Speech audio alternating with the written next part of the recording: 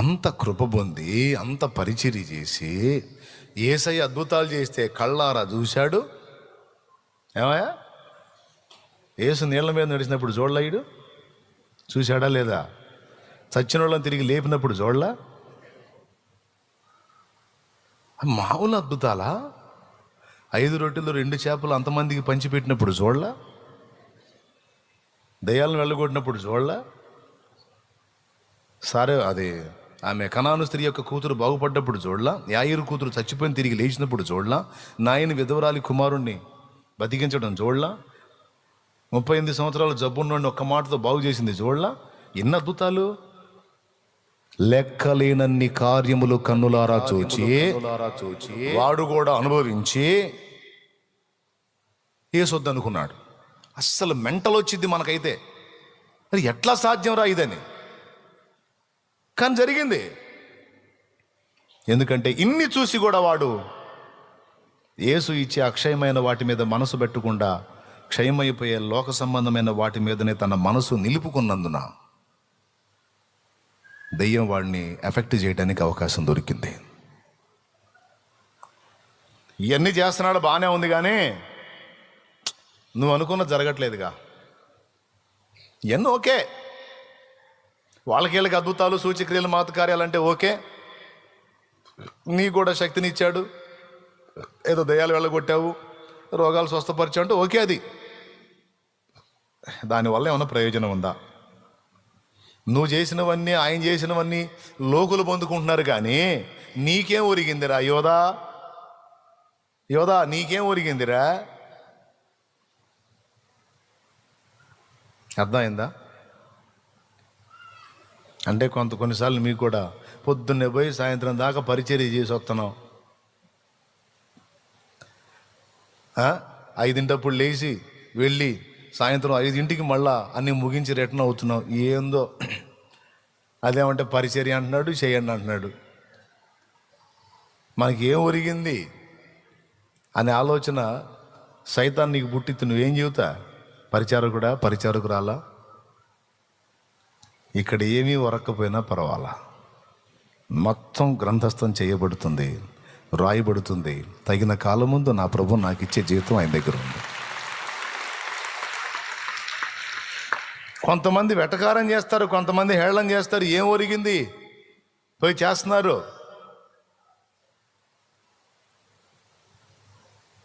మీరేమో అక్కడే ఉన్నారు, సైకిల్ దగ్గర, బైక్ దగ్గర.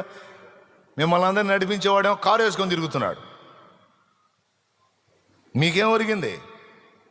మరి నేను ఎట్ట తిరిగేదిరా సైకిల్ మీద కోటాలకు పోవాలి, నేను ఎట్ట తిరిగేది బైక్ మీద కోటాలకు పోవాలి. మరి నాకు సరౌండ్స్ వర్క్ చాలా ఉంది, దేవుని పని ఉంది, నేను తిరగాలి. మరి ఈ అగ్గిపుల్ల గీసాడు అట్ట గీస్తాడనమాట. మనుషుల్లో దూరి సైతాన్ కూడా ఒక్కోసారి ఇట్లాంటి మాటలు తీసుకొస్తాడు. అప్పుడు కాస్త అమాయకులైనటువంటి వ్యక్తులు నిజమే, మనం ఎట్టనే ఉన్నాం అన్నాం. అంతకుముందు నాకు అత్త పలకరించిన అవనన్నా నవ్వేవాడు, ఇప్పుడేందో అద్దా నీకు డోర్ వేసుకొని పోతున్నాడు. అంతకుముందు మొహం అన్నా కనపడేది ఏందో, ఇప్పుడేందో నల్లటిది అడ్డం పెట్టుకొని పోతున్నాడు. మొదలైన ధర్మ సందేహాలు అందరికీ వచ్చే అవకాశం ఉంది. అందుకే అందరికీ ఒకటే సమాధానం: నువ్వు భౌతికంగా కష్టపడి సంపాదించుకుని తిని దేవుని సేవ చేస్తున్నావు, దానికి తగ్గ బహుమానం నీకు. మరి ఇంత కష్టపడి సంపాదించి తిని నీ కష్టం నువ్వు తింటా సేవ చేస్తున్నావు కాబట్టి నీకు బహుమానం గొప్పది. అయితే మరి ఇప్పుడు నేను ఫుల్ టైం దేవుని సేవలోనే ఉన్నాను కనుక నేను ఎట్ట ఖాళీగా ఉండేది?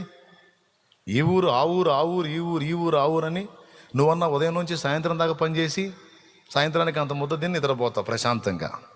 ఆదివారం రాగానే సేవ చేసుకుంటావు. వీటి రోజులు ఏదైనా అవకాశం వస్తే చేస్తావు. స్తోత్రం. ఇంకా వేరే మెంటల్ ప్రెషర్ ఏమి ఉండదు నీకు. అప్పులున్నా బలహీనతలున్నా అవన్నీ దేవుడు కృపను బట్టి నేను ప్రార్థన చేస్తాను, నీకు సమాధానం వచ్చేది అయినా పోతాయి. అది కూడా భరోసా ఉంది. ఏసై ఉన్నాడు, అన్న కూడా ఉన్నాడులే, అందుకే ఏదైనా తేడా పడితే అవసరమైతే దూకుతాడులే రంగంలోకి అని. అవునా కాదా? మరి నాకు ఉదయం నుంచి సాయంత్రం దాకా ఈరోజు వేస్ట్ కాకూడదు, నేను ఎటు తిరగాలని ఎటో కాడు పోతానే ఉంటా. బాగున్నా బాగలేకపోయినా నాకున్న అవకాశంలో ఏదో ఒక విధంగా దేవుని పని చేయడానికి ఆలోచన చేస్తా, ప్రయాసపడతా, పరిగెత్తుతా, వెళ్ళాలి. కానీ మరి సంచరించాలంటే వాహనం కావాలి కదా, వస్తువు కావాలి కదా.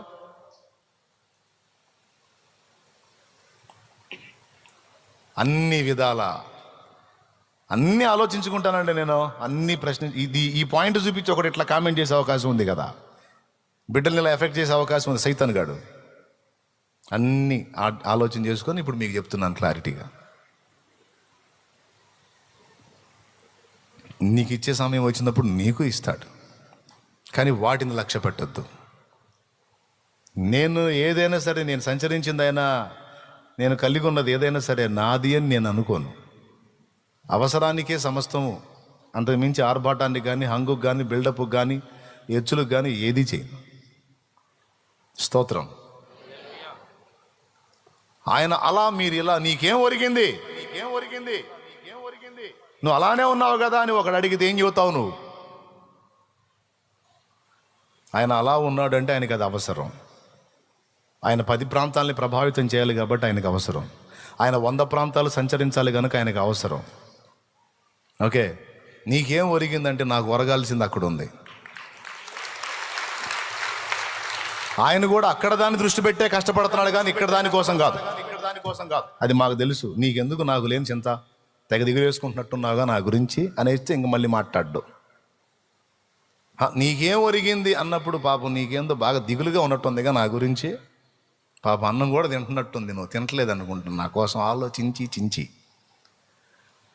నాకేం ఒరిగిద్దో మాకు తెలుసుగా, నీ పని నువ్వు చూసుకో అంటే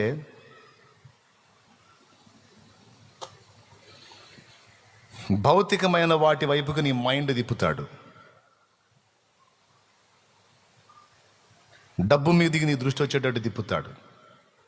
ఇంకా పొందు అన్నట్టుగా నీ మైండ్ని తిప్పుతాడు.